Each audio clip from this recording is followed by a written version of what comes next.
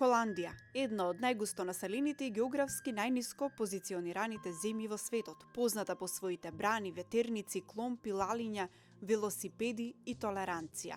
Оваа земја е светски позната по одгледувањето на лалето. Секоја година од март до мај се трансформира во разнобојно виножито, се преобразува во неверојатно убаво море од бој.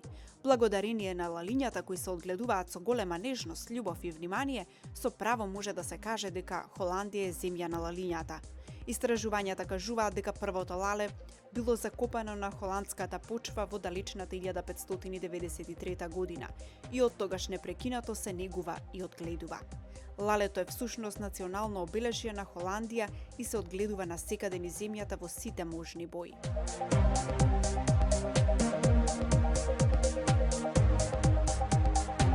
Таа е една од првите земји кои му возможи на велосипедистите полесно движење, односно еднакви права и инфраструктура како на автомобилите. Ветерниците се најчест елемент на пейзажите на Холандија уште од 1890-тите.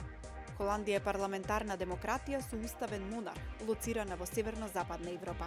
Се граничи со Северното море на север и запад, со Белгија на југ и со Германија на исток. Холандија е административно поделена на 12 провинции. Денешните граници на Холандија се утврдени во 1839 година. После 120 години Холандија доби крал, а тоа е Вилем Александар. За тој да стане крал, абдицираше неговата мајка, кралицата Беатрикс.